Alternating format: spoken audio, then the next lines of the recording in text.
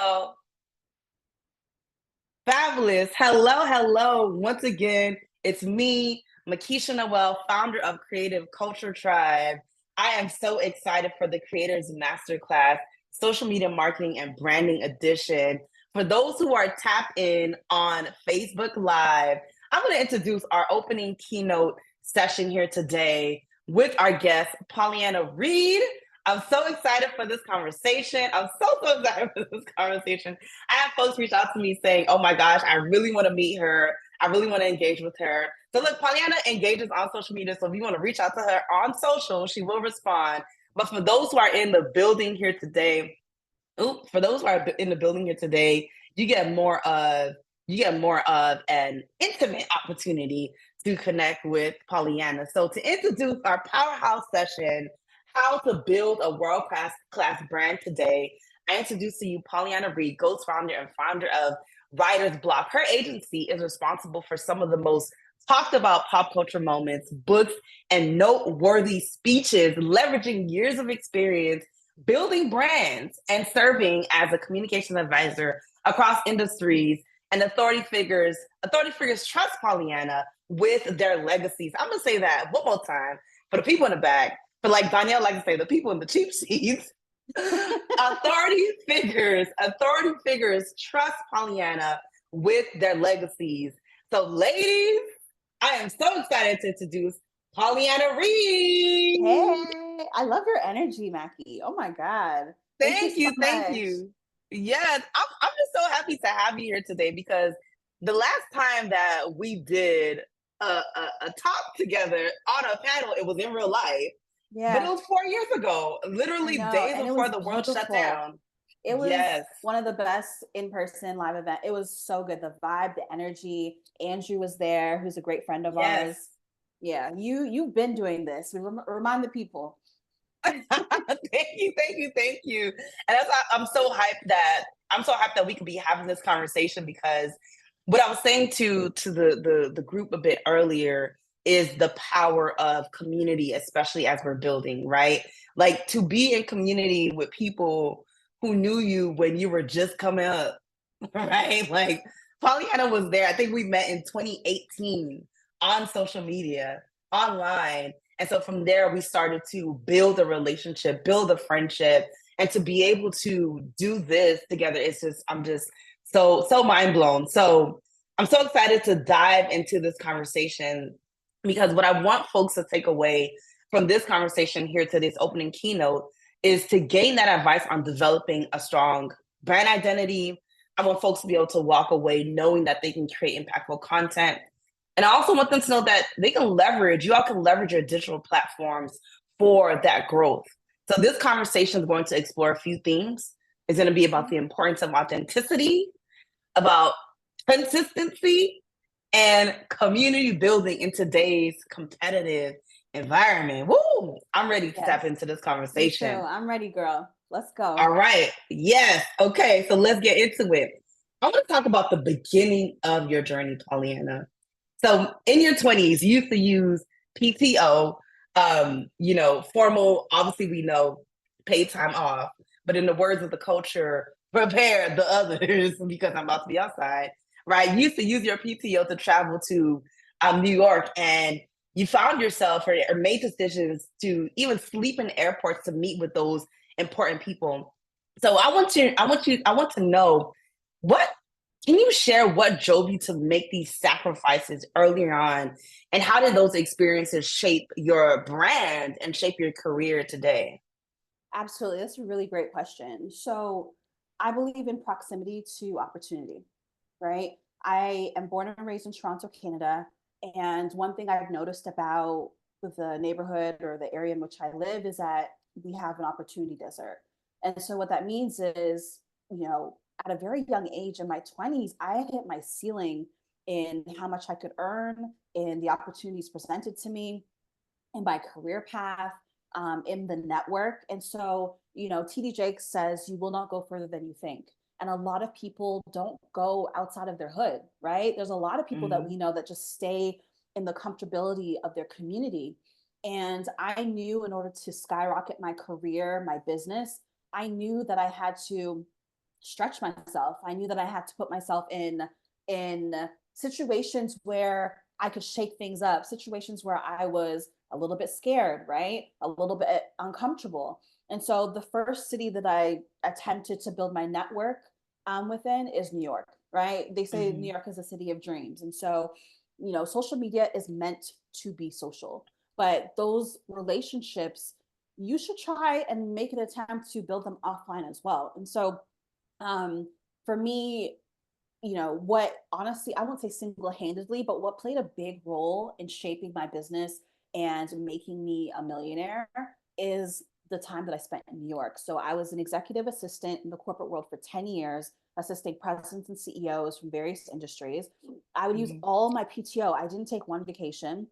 Now I know that's very controversial because everyone's on their self-care tip.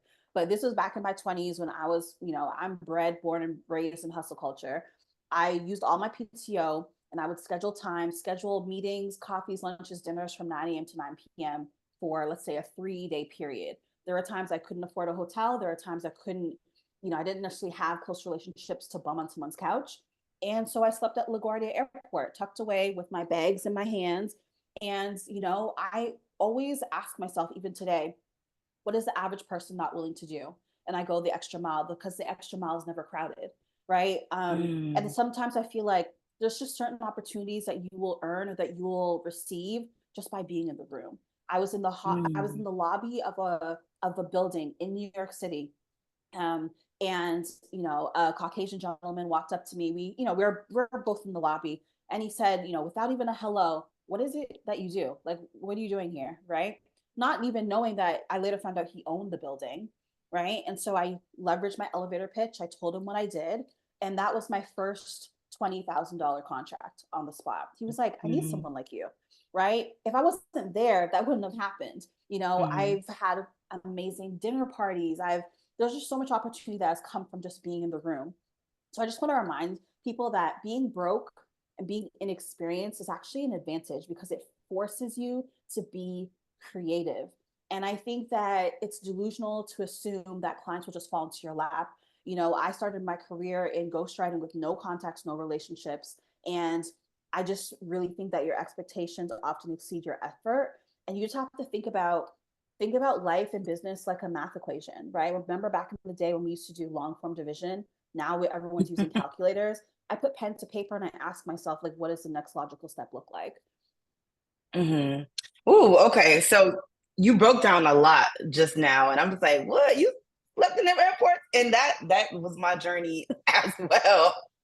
But I think it's so important to hear about just the sacrifices that you made at the beginning of your journey. And one really great point that you made is that you built those relationships offline too, right? So I think it's a very powerful thing to be able to build community online and to connect with folks from behind the screen. But it's also important to get in the room as well when it comes to those events, when it comes to certain meetings, right? So I'm curious to know at the beginning of your journey, whether it was from those relationships or from just a spark of inspiration that you had, what influenced your decision to start ghostwriting? Because you are very generous, I would say, on your social platform sharing your back experiences. And so people follow you on Instagram, they can tap into those highlights and they can see those stories that you told as well. But what influenced that decision to pursue ghostwriting at the beginning? Yeah, absolutely. So I started my career in journalism, right? And so I think it's important in any field that you're in, it's extremely important to do an assessment continuously to gain a sense of where the industry is headed. I knew where we're at today in the field of journalism, rapid layoffs, chat GPT, et cetera. I could see the breadcrumbs 10 years ago. I knew that journalism was not where I wanted to necessarily stay, but I knew it would get me in the door. So, with my corporate career as an executive assistant and my side hustle as a journalist, I acquired the ability to read, to write, to research. I had a lot of transferable skills. And oftentimes, like, we don't look at where we're at as valuable. We're always on to the next thing. But Mm. you are equipped with the skills, with the prerequisite skills to allow your dreams to evolve. So that was one thing. So taking an assessment of where my industry was going. The other thing was, not just diving into the deep end. I actually freelanced with a communications agency around 2014, 15, 16 to test the waters, right? I knew that my particular field in communications was very vast and there's so much room to play. So I freelanced as a ghostwriter with an agency, and that was my exposure to the celebrity world for the first time.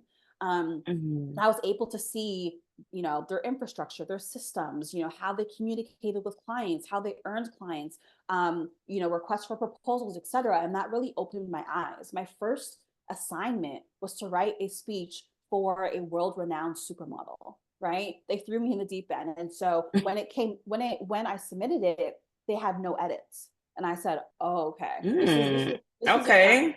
this is a sign that like I can go a little bit further. So I do believe in testing the waters. I do believe in volunteering or interning to see if you even like the profession, because oftentimes what we'll see online is that professions are romanticized, right? Until you get into the nitty gritty, right? And my job is not easy by any means.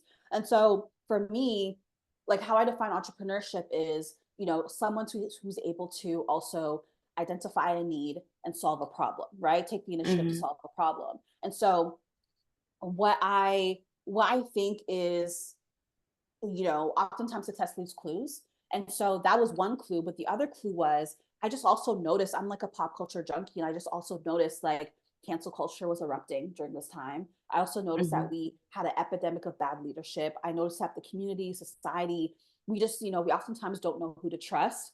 And so I was like, who's advising these people, these individuals in positions of power and influence? I'm like, I want to sit at the table. And so that became my MO, that became my quest to then earn my seat at the table so that I could use my communication skills that I had built and I was continuing to build to advise individuals. Because if you look at A, B-list celebrities, most celebrities, they have a white agent, they have a white manager, they have a white lawyer, they have white staff, they have people who won't go against the grain. I can step into the room, sit at the table, and I can tell you about yourself because I don't work for you. You know what I mean? I came in as an expert. So the last thing I'll say is another reason I want to get into this field is because of that previous reason, I want to teach Black and brown girls that this is a viable career path, that when you go to college and university, you're not limited to publicity or marketing. You can explore other options. Now, mind you, ghostwriting is not available in school per se, but your background in communications can springboard into various lanes, such as ghostwriting if you choose. Yeah. So what I love that because with your background, you have very, very real corporate experience, but also entrepreneurship experience. And we're gonna get to this part in the conversation very soon. I want to make sure I don't jump the gun because like that's something I'm particularly passionate about is people understanding that you can thrive in the corporate world and also thrive in your business. And that as you move into the space where you're eventually running your business full time, there are keys that you can take away from the corporate space so that you can build your business in a way that's sustainable. And you have a lot of experience in that. And so I want people, one, we're going to have a Q&A session at the end of this. But two, I also want everyone to say in the chat what their business is. Like, I want other people in this room to be exposed to the business that you're building, that you can also continue to build your community as well. But this session is called Building a World-Class Brand, right? So I want to hear from you, Pauleanna, that you're constantly honing your craft, and it's been extremely crucial to your success to become a master at what you do. Because you made a great point earlier, is that like sometimes we don't recognize that there's so much to gain from the season that we are in. So for you, in whatever season that you're in, you're constantly mastering this thing as a writer, as a speaker. So I want to hear from you, what are those specific techniques or practices that you use over the years so that you can improve your storytelling skills for your business? So I feel like oftentimes we just don't connect the dots of our life, right? We all want to Mhm, be phenomenal storytellers because, you know, social media has influenced us in such a way. Um, I I mean, storytelling is embedded in every area of our life. I remember when I was little, one of my favorite things to do was to go through the TV guide and to highlight all of the shows that I wanted to be immersed in. I was obsessed when Sailor Moon would release her superpowers, or I'd pack my lunch bag and go on the school bus with Miss Frizzle, right? And so for me, I've always been obsessed and really keen on dissecting the anatomy of a story, right? And so as I got older, that didn't change. I never lost my childlike wonder. I've always been a very curious, imaginative individual. And I do feel like oftentimes when we are more mature adults, we overthink everything.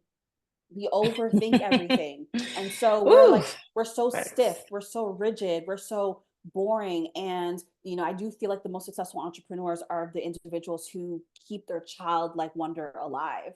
And so that being Mm, said, stories are not limited to the screen, right? Like now, when I watch Bridgerton, or when I watch any kind of special or movie, I'm not watching just for entertainment purposes. I'm actually watching because I'm dissecting.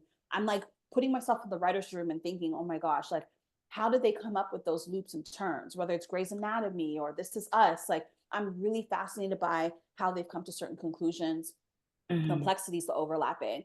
Um, when we go to church on a Sunday morning, right, the pastor is sharing stories and statements, right? When we are sitting around the table at grandma's house for dinner, right, we're exchanging stories one on one through laughter and emotions. And so, just I want you to look at your life as a series of stories, right? Look at your life as a series of stories where romanticize the mundane.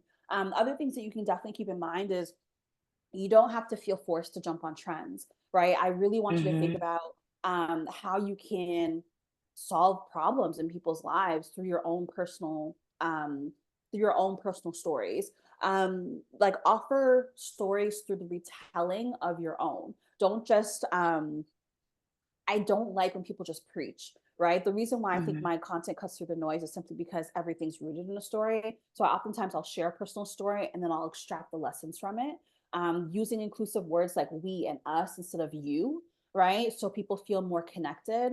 We saw a great example this year, Risa Tisa, right? How many people mhm, around the mhm, world tapped into 8 hours, over 50, 50 frames of her story and felt included. No matter what you have to say about her, there's a piece of her that you could relate to. So I think that's really important. Adopting a journaling practice. So as a public speaker, one thing I do that helps me tremendously, at the end of every day, I ask myself, what was my high, what was my low today? And so I have a spreadsheet, not necessarily a journal, but I have a spreadsheet in which I answer these questions, and I've been doing it for years. And so when I get onto stages such as this one, I look back on my Rolodex and I'm able to pull the stories that I feel like are the most relevant to the opportunity, the room, the person I'm speaking to, the stage that I'm on, the audience that's in front of me. And that helps me organize my stories as well. Mind mapping is a beautiful way to organize your stories as well. Like, my agent used to tell me, the best writers in the world read a lot, and we do have mm. a literacy issue in our country. Half of the country reads at a grade 6 level, right? You want to be a better Ooh, storyteller, read yeah. stories, watch stories, immerse yourself in storytelling. And like Mhm, I said, I mhm, just want to reiterate, have fun. Your story doesn't have to be like so rigid and boring. Have fun with the mhm, stories. Like, I can talk about politics and I can be in Miami in a bikini talking about how I met a dude at Run Club. You know what I mean? Like, I have range. Like, people want to see the multifaceted sides of you. We're women, right? We're sisters, we're friends, we're daughters, right? Talk about the different sides of you, and then join communities where you can get feedback. I think that's also really important too. Get feedback from peers and from other storytellers and how you can improve your stories as well. And then the last thing I'll say is practice, right? Most people don't stick to anything long enough to practice it. You're not going to become a mhm, phenomenal storyteller off of 2 reels, right? And just because everyone claps for you for one reel, you may get 1 million views, 10,000 views on one reel. That still doesn't mean that you're a masterclass storyteller. You and I have been at this game for a very long time. I've been telling stories since 2011, 12 online, right? you have to snowball effects of this process. Mm-hmm. You dropped a lot of gems, and I hope everyone was able to pick up what she was putting down. What I love about what you were sharing is that it's about your personal story as well.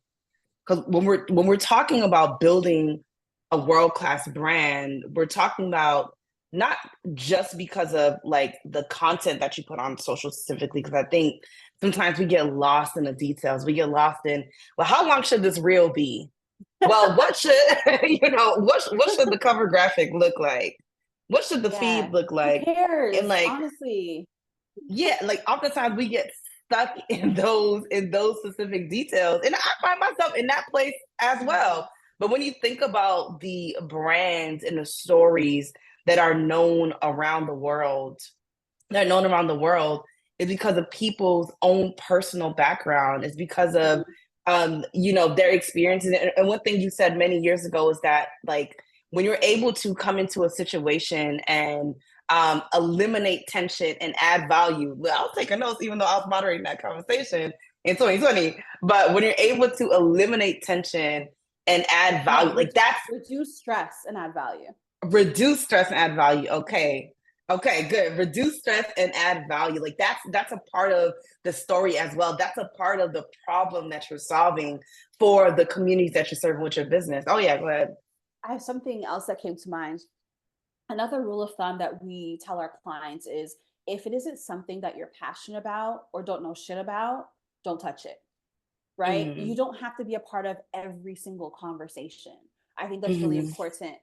The other thing you mentioned, I want to piggyback on something that you said is when you talked about your story, is what do you want to be known for? When people hear Mackie or Pollyanna, what are three adjectives that come to their minds? Not only that, like what is the narrative that comes to their minds? Like when we think of Megan the Stallion, we think of, bad bitches have bad days too. That was her narrative for a Mm-hmm. long time, right? We think of Yep. Colin Kaepernick, we think of to stand for something, it means sacrificing everything.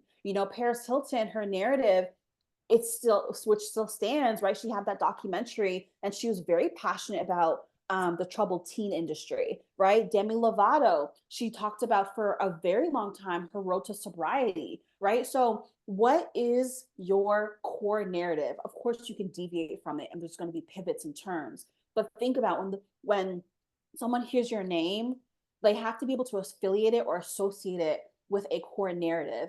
And you have to you don't just tell your story once and just hope people remember. I've been telling my story, you've been telling your story for the last 10 years over and over and over again from different angles, upside down, right side up, sideways, right?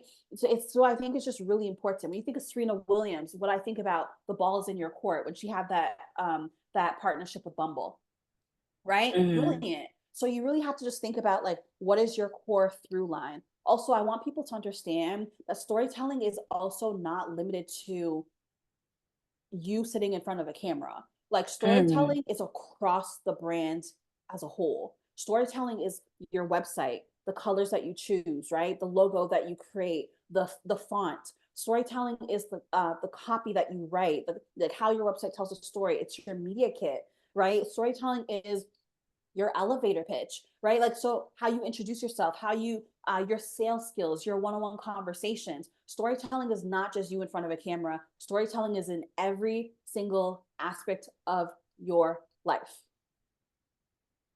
Look, can we pass the offer plate around? Like, should I put the Cash App link so that we can? Yeah, that was. I'm gonna say it again for the people in the back. Storytelling is all the things that she just described. Is your media kit? Is your website? It's not just you showing up on camera. It's not just you showing up on social. It's also how you show up in person in these different places. How you show up digitally as well. And I really hope that as Pollyanna is like breaking down these concepts and like you're also taking notes, I want you to keep in mind of how you're going to apply this to the our clothing workshop, which is going to be our clothing fireside chat, which is going to be the 7-figure social media chat. So I want you all to draw a line and draw connections throughout everything that we're talking about today and you're thinking about how it applies to your brand.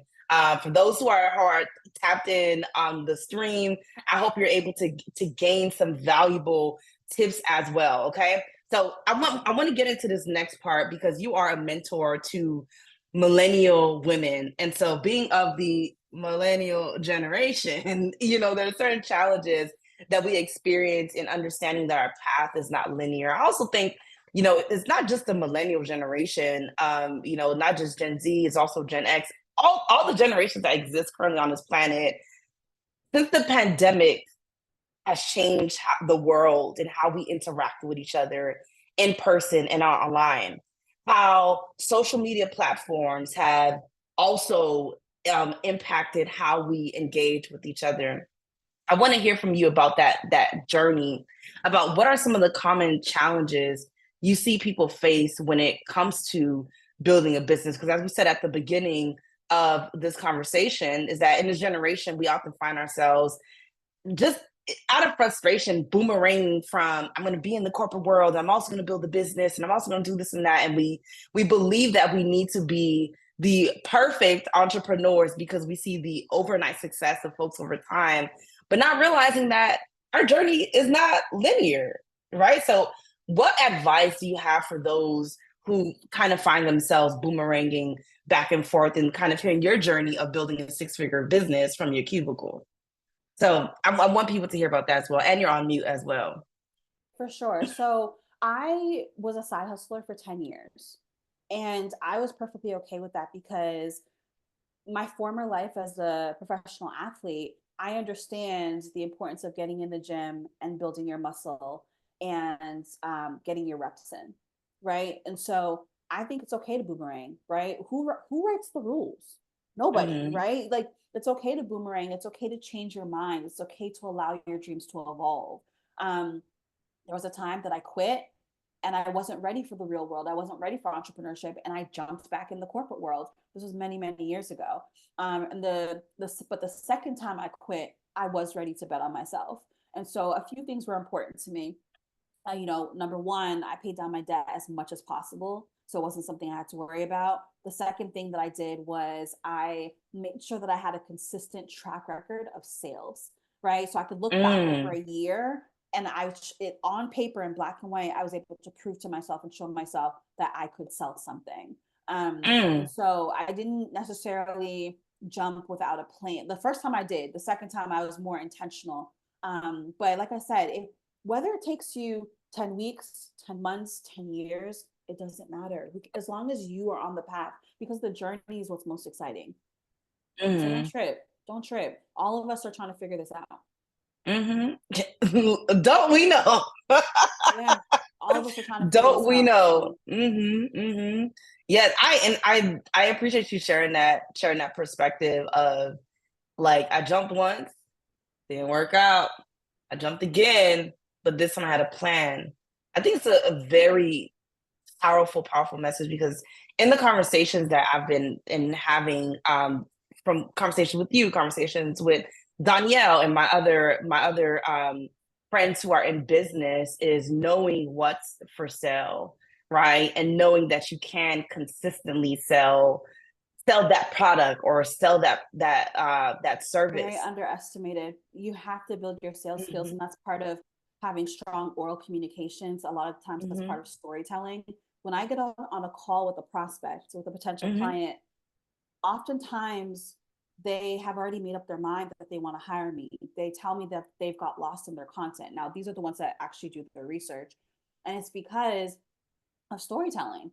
They're able to see Hmm. who I am, what I fight for, what I stand on, my morals, my values, belief system before we get on the call. So there's not a lot of things that I have to say, once I'm there. So I think people underestimate the importance of cultivating a content library. I think people are very focused on the vanity metrics, on the likes and the shares. And don't get it twisted, there is some relevance to that. But creating a content library, a let's say, if you look at the music industry, a music catalog over time is far more important in what's going to earn you top dollar. Creating a content library. I absolutely love that. And I know we have like a long list of questions in this discussion that we're going to chat through. And I'm gonna jump to some, but if there are others that you want to also make sure we discuss, Mhm. please let me know. Um, but I want to ask this question about visibility and confidence specifically, because the challenges that I'm seeing as our women in our tribe are building their businesses, oftentimes it's not just about not having clarity. What I found is also about not having confidence. Like the Yeah. reason why you don't have clarity is because you don't have confidence. I want to hear from you because you talked about your journey to becoming comfortable in front of the camera, and then also even in person when you're having in real life conversations with people. Yeah. Like, what's your advice to those who struggle with that, visibility, and struggle What with confidence in building their businesses? It's a really great question. So in high school, I was bullied as a kid, right? I have a very unconventional path, and my confidence was jilted from the start. You know what I mean? And so for me, my confidence comes from number one, knowing my shit, but it also comes Mhm. from me being proactive with certain practices. So I have a mentor. He's been mentoring me for 14 years on the public speaking side. And early on, he made me join an improv class, right? People don't think of like when it Improv is comes to good. when it comes to lack of confidence, so it's like, excuse me, you have to be proactive. You can't like people will sit in their lack of confidence and do nothing about it, right? Mhm. So that means self tapes. Like I remember back in the day when laptops had like grainy ghetto webcams, I would make videos. I would make content. You Mhm. see a lot of like little kids doing that. They don't post it, but they just do funny content on their parents' phone and whatnot. I would do self tapes. I practiced in the mirror. Whenever I had a speech, I would. I remember when I in my 9 to 5, I booked the boardroom on my lunch, and I would recite my speech, and I'd look out of the bay windows and I would pretend that there's thousands of people in the audience, right? And so for me, it's like being proactive. So improv classes, sometimes if you need a guide, I would say like, if you're doing content, you may have bullets or you may have a script in front of you. Um, Joining communities, joining other, like I teach, I'm a part-time college professor. I teach English, I teach business communications, and I always tell my students that like this group of 36, this Mhm. is your bubble. This is your safe space. This is where you can make all the mistakes. So start a WhatsApp group with your friends, join communities, like work in intimate settings to help build those muscles as well. Ask for help, ask questions, but also don't discredit that discomfort is a really good thing.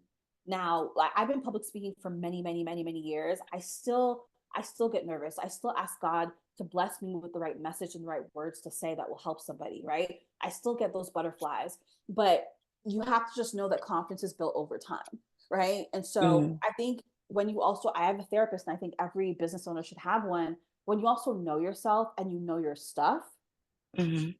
that's most definitely where the confidence comes from. Listen, I'll give you some key examples. This week, I had a presentation. I had to present a communication strategy to the dean of a college based in New York. And when I tell you I was shooketh, you know what I mean? Like Mhm. you said in my intro, you said you said authority figures trust Pollyanna with their With their legacy. legacies. That is Mhm. a heavy weight to carry. My role is not Yeah. limited. When I say my role, I also mean the roles that were listed. Like our roles are not limited to one singular thing. My role is that of an architect, a structural thinker, Mhm. I'm in deep strategy. I'm here to assist with navigating cultural, societal, generational sensitivities. Like I had to have a Oof. meeting with my insurance broker the other day to renew my Mhm. policy for errors and emissions insurance, which if you're a consultant, you should have, because if you, God forbid, you advise someone in the wrong direction, right? Your ass can get sued, right? It's this is very, I don't want to say dangerous, but like It's my delicate. it's very Mhm. delicate. And so if I Mhm. don't have the confidence, people are looking, if I don't have the confidence, then like I don't have a business, right? So I have to do Mhm. everything off the clock to build that confidence. I'm the head of communications for one of the world's biggest pop stars right now.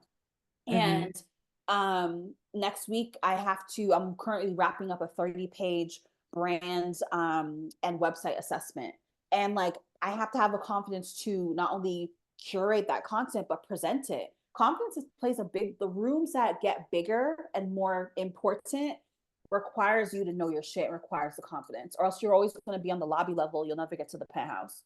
We try and get to the penthouse and not be saying on the lobby level. That's that's some good stuff. That is some good stuff. Like in what you're saying, what it made me think of is how you have increased your market value over time.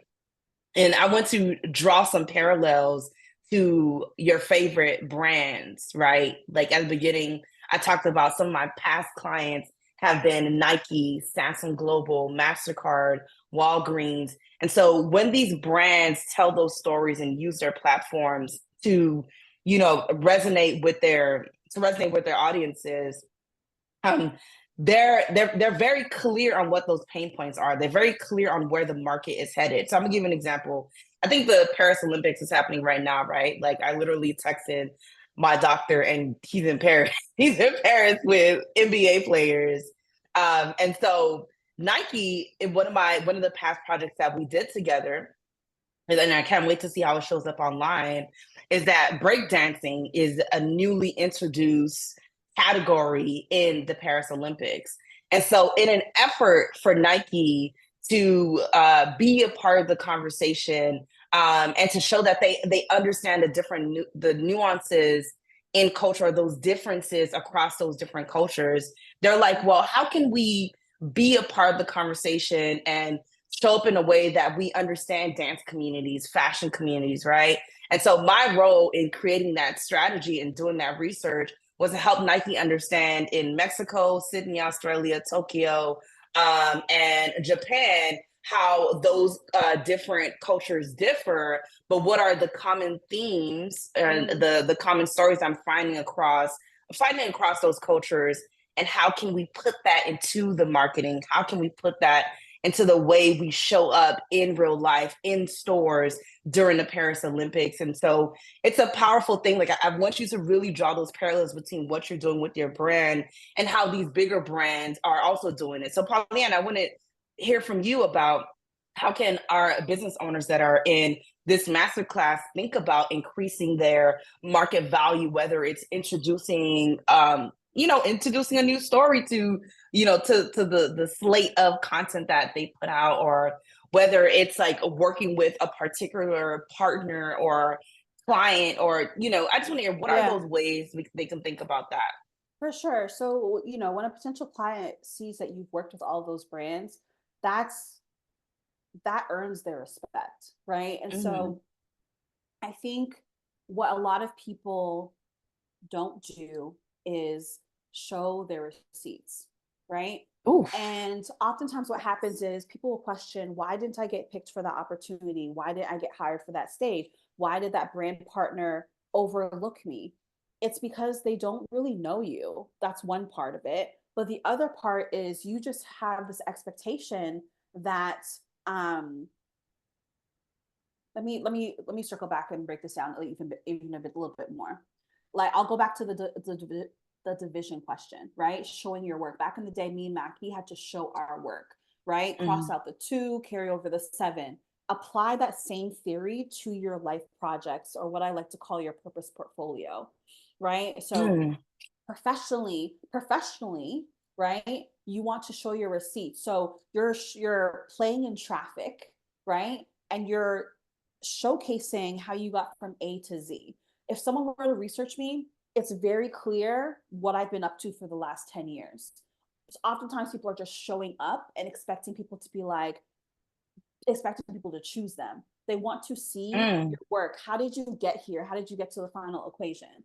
The other thing that partnerships look for, so brands or clients, is your habits. I shared this story on another pod. So not recently, maybe 6 months ago or so, yeah, I celebrated my 200th newsletter. I have 2 newsletters. Yes. Join the newsletter, y'all. I celebrated my 200th newsletter. And, you know, the average person might have looked at that post and said, okay, that's cute. Who cares?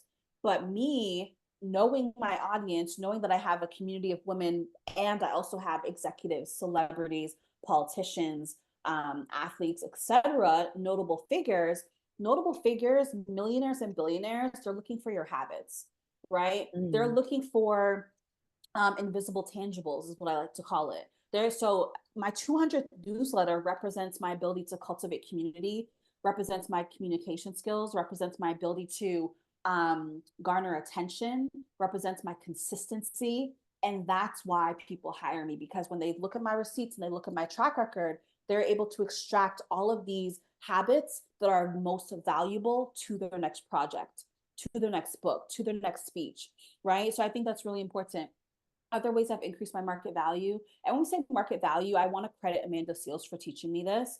Mm. She talks about your self-worth versus your market value. So a lot of times our self-worth, you know, our little circle of best friends, you know, 4 people, they're like praising you. And in your bubble, you think you're everything. When you go into the world, you have the respect of your industry peers, right? Are people talking about you when you're not in the room? Like that's Mm. market value, right? So me aligning with Forbes.com and being a senior reporter freelance at Forbes.com for the last 8 years, but not just being there for 8 years, being in the top 1% of the global network of over 2,000 writers, that skyrockets my market value.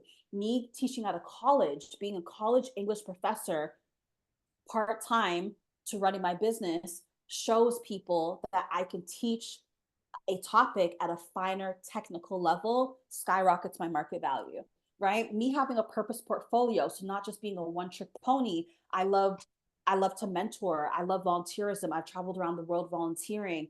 I'm a movie head, you know, a sneaker buff. Like me showing different sides to me and showing that I'm interesting um, gives opportunity for people to want to work with me because they know I'm just not stiff, you know, like they know that they can hold a conversation with me. I can contribute to different lenses, etc.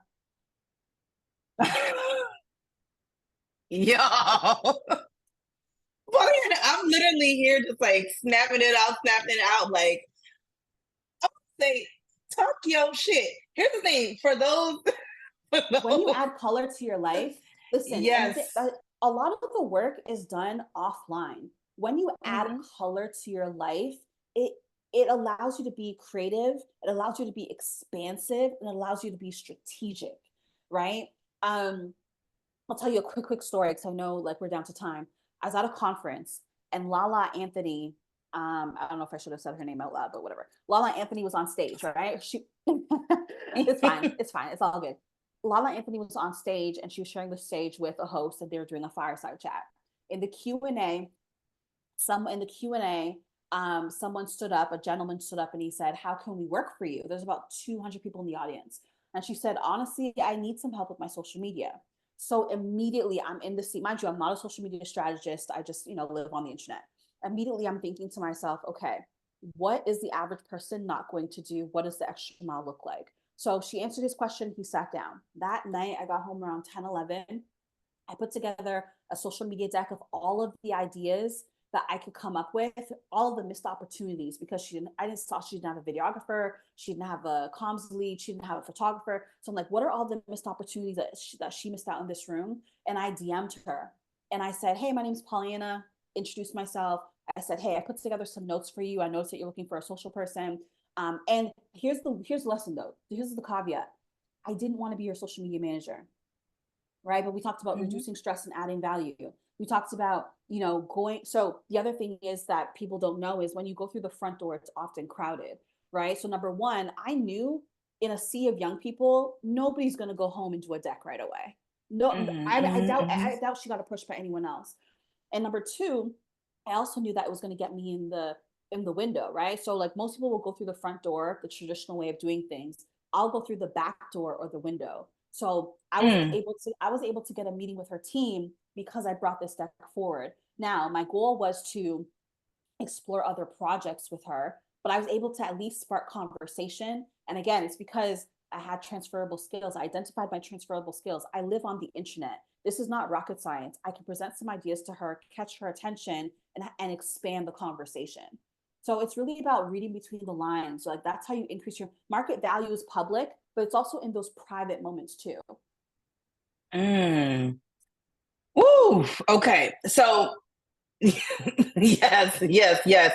I want everyone to get their questions ready because we're about to move into that space in just a second. But I want to reiterate what you spoke to about market value, self-worth versus market value, and that market value is how you're also perceived in public. So yes, it is the stories that you tell on social media, but it's also about how you show up in the room and how are you reducing stress and adding value to the people that you're serving. So I love what you said about being a writer with Forbes, right? And not just being a writer with Forbes, being in the One of the top best writers. 1%. Yes, Right. being in the top 1% of the writers with Forbes. You're also a college English professor. And if anyone has done their homework and has been following you, you mentioned that in grade school that you failed English, Yeah, I right? failed grade 11, 12 English, and I dropped out of college myself. And so what does this tell us about mastering our craft over time, and that it's not just about the opportunities that a company or a brand is going to provide you. It's about the opportunities that you create yourself. So for someone to have failed English in 11th grade, of 11th and 12th grade and dropped out of school to now being a college English professor, showing the capability to be a technical writer and to teach complex topics. Like I want everyone to keep this in mind I got hired because of those invisible tangibles. When you show your work, right? When you show the dean of the college, and she's amazing, she had been following me, and it's also a numbers game. So how I got that opportunity is I had done 50 plus guest lectures, and one out of all 50 plus, in one of those guest lectures, a dean of the college sat in, and I kept in touch with her. There's like a science to this. Nothing happens by chance. You know what I mean? Like God sometimes won't move unless you do. So like you have to be very strategic. But I do, not only do we have a literacy issue in our country, we have a problem solving and a critical thinking issue in our country. So we all want, fast food versus soul food. And so like sometimes it's stuff like it's not hard to teach, but I was telling a friend the other day, if you want to increase your ability to problem solve and critically think, my biggest piece of advice, if you were to take away one thing, is to learn how to play chess. Right? Like this is like you hear people talk about it figuratively, but actually learning the pieces on the board, actually sitting down, it requires patience to read the room. It requires you to think about the few moves ahead. Like that will change how you see the world, how you see your life, how you see the path forward. So there's a lot of dots to be connected here, and I hope people are listening. Makisha, you know I had to slide in here, right? Danielle, how's on the camera? Man, I had to slide in here, right? Pauleanna Reid, girl, I'm gonna call you by your government name.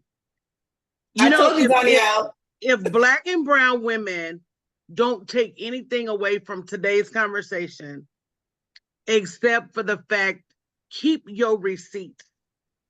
As a former JP Morgan Chase vice president, we go in these corporate places and we do all this work behind the cover of darkness. Nobody knows we're running the project. Nobody knows how much we bring to the table, how much money we're saving, how many projects we're implementing. Nobody knows that. And so everybody else is getting credit. Meanwhile, our self-worth is very, very low because we're not even keeping our receipts for ourselves. And that's what I heard in your story, is that you did the work to feel confident, because that's what people buy. People buy your confidence. And whatever your problem is, when I heard you say, don't just sit in your lack of confidence. Get up and fix it. If it's something that's not making you feel right, get up and fix it. But baby, keep your receipts. And girl, you did that, girl. Pat, what's our cash down? What's our cash down? We gotta sow a little seed today. I was looking so forward to meeting you in Florida, but baby, we're gonna have to let today do. We can definitely have a side chat. Girl, I'm waiting on. I don't be waiting to chat with nobody. I'm gonna be waiting on you.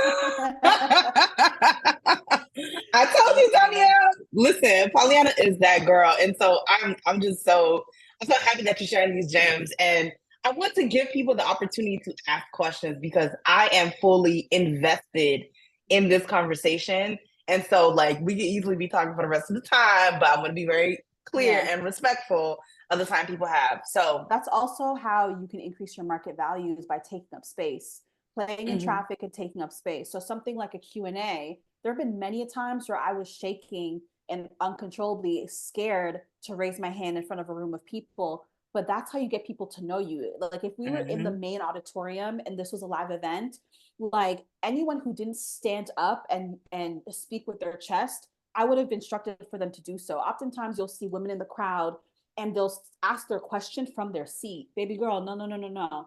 This is how you increase your market. This is how you let people know who the fuck you are. You stand up, you introduce yourself, you use your elevator pitch so people know who you are, what you do, then you ask your question with confidence. People are going to be like, who is that?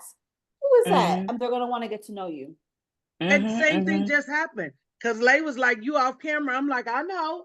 Because I want to meet Miss Pauleanna. I don't want to walk away and not know who I am because I need to know who she is. And too often we will sit back because we think that asking questions is punitive. And I love what you said about how you walked away and you debriefed everything that person needed in their brand, because you're right. I've gotten jobs by sending a thank you note. Because how many people did you interview that did not even take the time to say thank you for your interview? I've gotten jobs like that. So it is that ability to be able to stand out in a crowded room, and we have it. We need to stop hiding it and stop worried about what other people are saying about us. Period. Absolutely. So that being said, I hope we have some good questions because I would love to hear them. Yes. And Pauleanna does not play about good questions, y'all. So like, let's. You know what? Well, yeah. And the other thing is too, I love questions because it keeps me on my feet. Right. So we talk, one thing that I think is really important when it comes to content, we talk, like you and I on the side, we talked about content trends and whatnot. I think it's really important to spend time with your community. I think we're too busy jumping on trends and guesstimating what our audiences need. And really, if you spend time in the comments, if you spend time in the DMs, if you created pathways so you didn't seem so untouchable and unreachable, they will literally tell you what kind of content they're looking for, what are the problems they hope to solve in their lives. So I created this thing years ago called Mentor Mondays, where people can book 50, my audience can book 15 minutes with me. Sometimes I'll post my toll-free phone number on my stories and call them office days. And people can literally just call me whenever they want throughout the day and ask me questions. And I do that because it's research. Well, I love hanging out with my audience, but it's also research. I like to know what people are up to, and I like to stay sharp. That's the thing too, right? Like I have to continuously stay sharp. So hit me with a question that I don't know. I mean, it's very rare that I don't know the answer, but I like to stay sharp and I like to engage. So questions are how you expand the quality of your life. So if you ask great questions, like that's the best thing that you could do. Even with my mentors, like, yeah, they are very hard when it comes to questions. Yeah, I actually have a question. And like, yes, girl, I'm trying to get a people. I'm trying to get it, trying because to this is the attendees a chance. Yes. So look, I need y'all to ask questions because I don't want you to miss this opportunity to ask Pauleanna the burning desires of your heart. But Pauleanna, this was a part of our previous conversations that we had before the masterclass was about building a business in the right industry. And so that's a really huge one. And I know that you're really excited to chat through that as well. But what I found is that many people are building businesses in the wrong industries and are just following passions instead of talents. And so how important it is to, I want to know from you, how important is it to align your business ventures with and skills with market demand? Well, I just really, okay. Where do I want to go with this? people are following their passions, and that has been like, that's like a 100-year-old, piece of advice. Follow your passion. I really think, I was telling you, I think people should follow their talents. When you follow your passion, you likely will stumble into an industry that is likely not fitting for you, that is likely a hobby that isn't solving a deep rooted problem. It can work for you for sure, but it can also be dangerous territory. I think to be an entrepreneur, like we said, it requires you to fulfill a need. And sometimes what we're just doing is, I want to start a t-shirt line. I want to start a lash line. I want to start, and it's like, it's more heart-centered, heart-focused, and there's nothing wrong with that. But I think you need to actually do market research and figure out, like, what does the world need from me? How can I connect the dots of my life and the skills that I have, and how can I contribute to a problem or a conversation at a community level, an industry level, or the world at large. We're not like systematically thinking through what's actually necessary and carving space for ourselves. Ghostwriting is an old skill in the music industry. I flipped it on its head, and I've created a pathway in the world of business. Earlier, I spoke about the epidemic of bad leadership, me wanting a seat at the table, understanding that people need help navigating certain cultural sensitivities. Like, there were so many areas for me to dive in, but that's because I did an analysis and I was very strategic. And now I'm in a lane of my own. I would say a book that I really love is Blue Ocean Strategy, right? Mm-hmm. So just figuring out how to carve a path for yourself. Blue Ocean Strategy. So blue ocean, red ocean. Red ocean is like sharky, bloody, mucky waters. Blue ocean is when the path is clear and open, and just really thinking through what's necessary. So yeah, there's nothing wrong with following your passion, but your passions won't always make you money. And you know what? I think that as a business coach that specializes in bottom line profit, I tell my clients that, number one, you do have to follow your passion, but there does have to be skill. There has to be a juxtaposition of... Most people are very mediocre. That's it, girl. Thank you. Most people, they're following their passion. And again, there's nothing wrong with that. But I think, like I had mentioned earlier, most people don't stick to anything long enough to truly master it. So we're having a lot of half-assed businesses with mediocre, and business owners with mediocre skills, and having these wild dreams of earning money. You have to, like, entrepreneurship is a talent game. You have to actually be good, and if you're not good, sure, you can get good. If you're not good, for a time being, you can definitely bamboozle people, right? With cyber glitter. but at some point, your true colors will be revealed. You know what I mean? So, like, people are just not doubling down and building the skills in their industries as well. And that's why they're failing at business. And Pauleanna, you mentioned with anything. You mentioned Blue Ocean, and you see all those books back behind me. And I tell my clients that when I first started, I was reading 100 to 150 business books a year. For the first 2 or 3 years, I read everything about profit, I took webinars, went to classes, went to conferences. Nobody gets here overnight, or overnight success takes at least 10 years. And you're right, people don't want to necessarily buckle down, stay in that lane and do the work. They keep jumping around, but jumping around is not going to make it any easier. Yeah. So we do have a few questions, and I just want to make sure we're monitoring the time.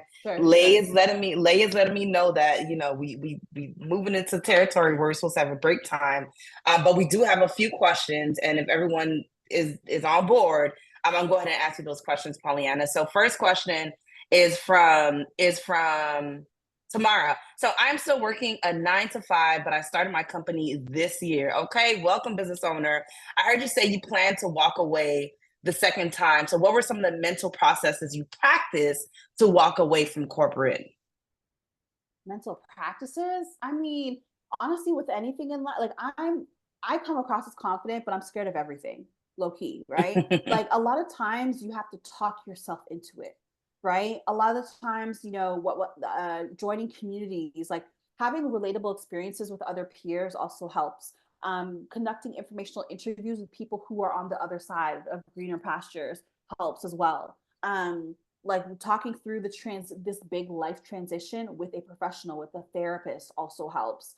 Like I would say, like, ask as many questions, like gather the stories from people who have done it, and like take what's for you and leave the rest. It is honestly, it's the biggest mental game. And it'll stretch you. But like I said, you're allowed to hit the reset button anytime you want to, as many times as you need to. If you need to jump back, that's cool, right? Like there's no rules to this. I would just say make sure financially you do have a cushion. Like I said, I paid off as much debt as possible. I paid off about $50,000 in debt at the time. And I made sure I had a consistent track record of sales for about a year. So like I proved to myself in black and white that I knew how to sell, I knew how to talk to people. And with those two things, I was able to rock and roll. And can I just add a couple of bullets? Because, you know, that's what I do is help women quit their jobs. Because I had to quit a high-paying job. I tell them mentally, you got to stop giving your energy and effort to that job, right? The things you used to worry about, deadlines and all of that, trying to be the best, stop trying to be the best at their job and start contributing that time physically to your job. You got to work your business every day, just like you work your job. So physically, stop staying late. Stop volunteering for extra projects. Stop doing all the stuff that's not required. Do what is required, because that's no longer your long term. You got to remember, you got to make that shift. And then psychologically, you got to stop being even involved in office scuttlebutt, the office, because that's not your long term. That's energy that you don't have. So, I mean, those are some of the things that I say as well, not to slide in there, but you have to understand that this is your next. And if you don't spend that same time on your next that you're spending at your now, you won't get to a next. Amen. Ah! I freaking love this. I freaking love this. Woo! Okay, so next question is, this is from Julie Japs. So, hi, I am the holistic health and wellness coach of Naturally Versatile. Talk your stuff, sis. How do you curate work-life harmony in your current career? Girl. Where's that? Yeah, honestly, I might have to pass this on because I come from old school of hard work, right? Like work-life harmony, I feel like it's integrated. You know, I come from hustle culture, so my answer is going to be messed up. And I was a high performance athlete. I believe in hard work. I believe in getting your reps in. Like now when it comes to storytelling, the more colorful your life and the more colorful your experiences, the more enriched your stories will be, of course. I have balance in my life. I don't think balance exists, but I have more harmony in my life now in my 30s because I worked my ass off in my 20s. Do you understand? So like I am about to get married, right? I'm about to have a family. And so like I can now do the things that I want to do because I have the team, the infrastructure, and the systems in my company that allow me to do that. Does that make sense? So do what you got to do so you can do what you want to do. Like I think this is going to be controversial, but like I think balance and harmony, I think that shit got to be earned. You know what I mean? Like, and that's just me. Like I grew up in a household where we didn't celebrate participant ribbons. I grew up in a household where my dad, you know, he would not go to bed at night unless he felt like he earned his rest. He got a full days of work in. He checked off the boxes on his to-do list. So like, you know, my household was kind of like very militant. But it's afforded me really great opportunity. And now I feel like I can breathe because I've done the work. People want the balance and the harmony. And it's like, if you want, like, to get to where you want in business, it's going to require you to sacrifice a little bit of that. You're going to drop some balls. You're not going to have time for people. You don't just get that off the bat. And if you do want that off the bat, that's cool. But you don't expect to be at the penthouse. Oh, that's so good. Because you know what? It's definitely a trade-off. In order for me to be able to afford to send my twins to college and pay for it, I had to miss some baseball games. I had to miss some cheerleading events, but they're not running around with $180,000 worth of student debt now. So it's all a trade-off, and you do have to do the work. Yeah. Ooh, okay. So Pauleanna, do we have time for one more question, two more questions? I'm good. I'm chilling. Ooh, all righty. Okay. So, okay, the next question, because we are going in order, and this is one from Julie again. Shout out to you. Shout out to Miami for being in the building as well. Appreciate y'all. So do you have a framework, or are you able to share some tips on storytelling? And I also want to say, if you follow Pauleanna's Instagram, when I tell you she is generous with the tips that she shares, please make sure you tap into that as well. So she asked, are you able to share some tips on storytelling? As in, how should we effectively craft our message? Okay, so this is a whole, like, we need more time in this, but what I'll say Yeah. is simple, right? Everyone doesn't have to specifically relate to your story, but the theme should be universal and relatable to any human being.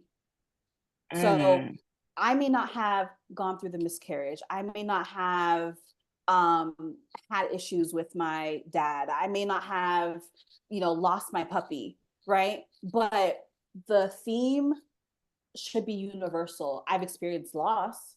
I've experienced loneliness, right? And so like the theme should be relatable to any human being. I would also like, when you are able to produce content for 6 months to a year consistently, you're also able to analyze data, right? You can easily read the room and you can see where people have stopped listening, or where they're leaning in, where people are engaging or where they're not. So you can also gather enough data to identify what stories that you want to continue to emphasize and tell.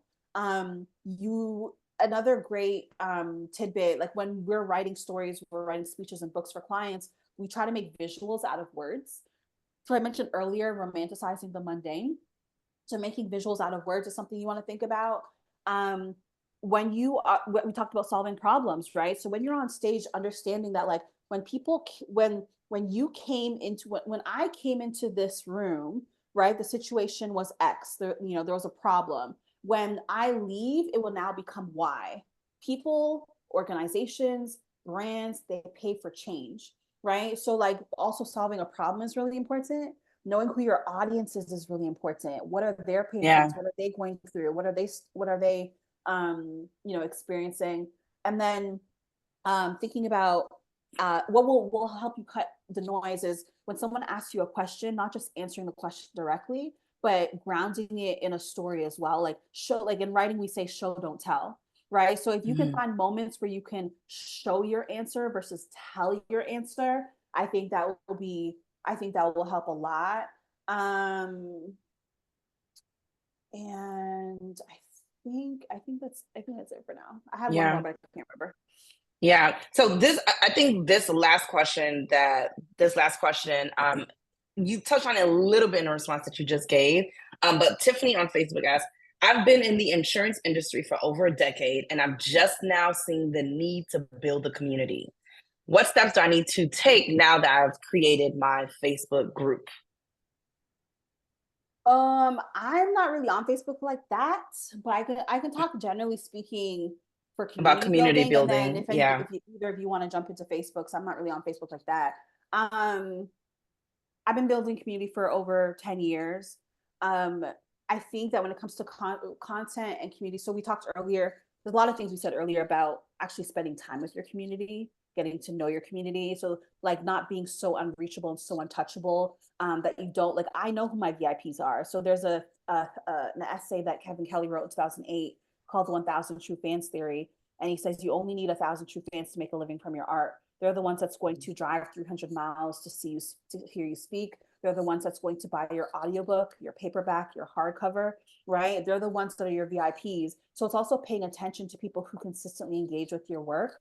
There was a Mm. celebrity who recently posted that they're looking for an editor, and my army showed up and tagged me, right? Your community, being transparent with your community and letting them know what you're working on, what you're working towards, what's the mission, what's the why, they will show up for you. That's why we have the Barbs and the Swifties, and we have the Beehive. Like, I have my own army of people who rally for me and help me move the needle on my agenda. And so they tagged me in this post, this celebrity looking for an editor, and I sent them all PayPal transfers and bought them dinner. Now, I'm not saying you have to do that, Mm. but like, for me, like, I've been doing this a long time, right? So I know who my VIPs are, and I'm going to treat them like VIPs. Thank you so much for seeing me. Thank you for tagging me.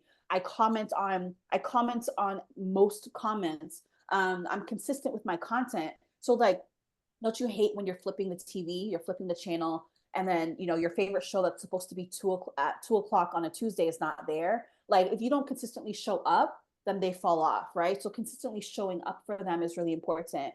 Live events, so like creating pathways to actually hang out with them in person. I offer opportunities for my community to job shadow me. If I was in Miami, I'd have people from my community coming to job shadow me as well, right? I have a mentorship program, like, so it's like using the poll function, asking questions, encouraging comments, appealing. Your content should appeal to different learning styles so people don't feel left out. So that's audio, that's a video, that's written, that's long form content. So I think that like there's so many ways in which you can nurture and build that community. Specific, I don't have Facebook strategies, but in general, like those are some things that I've definitely tapped into, so that my day ones are like riding with me no matter what. Like I have people who are 10 years in, and amplify whatever, and it's not even asked. They just do it because, they really love, the mission that I'm pursuing. Yeah. Excellent. That's good. We are way over time for this opening session, but I literally have taken notes as well. I'm walking away from so much, even for my business and even with building the tribe. So I just appreciate you sharing all those gems from, what does it look like to go from the lobby to the penthouse, to reduce stress and add value, to identify gaps for your audience, for the people that you serve, understanding your self-worth versus your market value. Wait, hold on. The chat is blowing up a second. Oh, okay, good. I thought y'all was asking more questions. But yes. Right. Like, share the book about blue ocean strategy. You want to make sure with the content that you're putting out that you're creating a content library, right? Like you're able to tell your stories from different angles, different points of view, whether it be on social, in your media kit, on your website, in your elevator pitch. There's so many angles that you can hit to tell your story in a unique way that is universal and that is relatable for any human. And I think what's also really important, because the first question was about work-life harmony. You shared that you're getting married, that you're looking to expand your family, which is amazing. But you're able to get to this point because you built a team. Okay. Team, so these are systems. Yes. Yeah.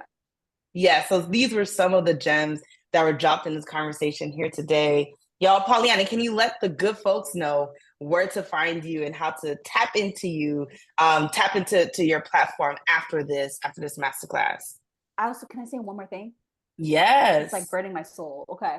So if y'all go to my Instagram and you go to my reels, go to the last few reels, you'll see a reel that hit I think it's 1.8 million views. Million. I saw that. It's literally me sitting on a couch at a conference reciting my elevator pitch. Yeah. That's my homework for y'all, right? And you can email me, you can DM me. I'd love to send me a voice note. I want you to work on your elevator pitch. I think that's the first story any business owner should learn to tell, right? Mackie did a wonderful intro on me, right? But oftentimes when you're on stage, you will get asked to introduce yourself.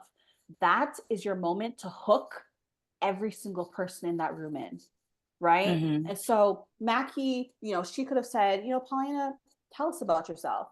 I have a few options, right? I could go the boring route and say, well, my name is Pauleanna. I'm a ghostwriter. And like, you know what I mean? Like most people just like flatline. They just say the facts. My intro, right? That is unique to me. One of my intros is, you know what, Mackie? I am a millennial woman who has fought for her dreams and won. That now opens up the conversation. Like, what? Sorry? Like, right? That's unexpected, right? The elevator pitch you'll see on my Instagram is a very thorough description of who I am, what I do. And you'll see the magic when you watch it. I'm not going to explain it. You'll feel the magic when you watch it, but I want you to work on that. That is your homework from me before we sign off. That's the first story. And then once you work on your elevator pitch, your bio will be easier. The copy on your website will be easier. The copy, like it then becomes very expansive. So I just want to leave that tidbit before we leave. And how you can get in touch with me, I'm very accessible. You can Google me. I'm everywhere. Mm-hmm. Yeah, literally. Like I said, we met on Instagram in 2018. Yes, she is an open book. And it's not just cyber glitter, like you like to say, Pauleanna. It's not just cyber glitter. So Pauleanna, Thank you so, so much. Ladies, I want you to clap it up in your living rooms, on your couch, in your rooms. Clap it up for Pauleanna Reid, celebrity ghostwriter and founder of Writer's Block, for this amazing conversation on how to build a world-class brand. Thank you for joining us this afternoon, Pauleanna. Woo! Yes, yes, yes, yes, yes, yes, yes, yes, yes. Yes. Thank you so, so much. Oh my God. I love it. I love it. I love it. Y'all, can we clap it up? Can we clap it up? Can we snap it up? Can we draw some emojis? Can we say some things in the chat? Because look, even as I am moderating this conversation, I myself am taking notes because I myself am learning and growing and building. And I think just the beauty that she shared about building community and being around people who are following your journey, you're tapping into each other, you're recognizing the problems that you're solving for the people in your community, as you're building your business, as you're refining what is your offer, as you're refining what is for sale. I want everyone in this chat, I want everyone in this masterclass to become masters at their craft. Wait a minute. I think that kind of rhymed. Ooh, call me Dr. Seuss because y'all, I want everyone in this masterclass to become a master at their craft. And I want you to know that you can reiterate as many times as you need to, as many times as you need to. One of the things that a good friend of mine who has known me since college has said, like, man, I've seen Makisha evolved so many times. Like, I've seen her grow into herself over the years and over time. And it's because I'm not afraid to evolve. I'm not afraid to reiterate. There's folks who know me when in college, when I was invited by the US Department of State and Georgetown University to speak on community building in Istanbul, Turkey. Me, a Black girl from Miami, this Black Haitian girl from the depths of Miami, invited to Istanbul, put up in a suite in my hotel, and being able to teach my counterparts in the Middle East and North Africa on how to build community, to years later helping to building a school in Guatemala, right? And years later, being able to speak at Essence, for my podcast to be on Revolt, to work with Fortune 500 brands. Like, I want you to know that your community is going to continue to cheer you on and are going to continue to champion you. I am championing you as you are building your businesses. So yes, tap it up. I love it. I'm going to go ahead and read what was dropped in the chat as well. Someone says, thank you for this. I'm working on growing my public speaking. I will be implementing these tips in my upcoming workshops and speaking engagements this month. Yes, talk your talk. And I want to also hear that elevator pitch as well. So we are at 11:53 Eastern Standard Time. We were supposed to start a break just a few minutes ago. But I'm gonna go ahead and Lay, how long do you think this break can be? And we're all in this together. I know we have about 2 more hours left of this masterclass, social media marketing and branding edition. But I also want to make sure we're able to take like a little break. Take a little break. If you got to use the ladies' room, if you got to grab you a snack, if you want to do what you need to do, because in the next part, okay, 5-minute break, got it. That's gonna be short, no problem. In the next session, we are going to do our brand assessment, right? And before we dive into it, I'm gonna say the instructions just a couple of times. But for the brand assessment that we're going to do, I want to make sure you are pulling up your website, pulling up your socials, because I kind of want to do some surgery. I want to do some surgery on how your brand is showing up on these social platforms, because I just want to make sure you're ready.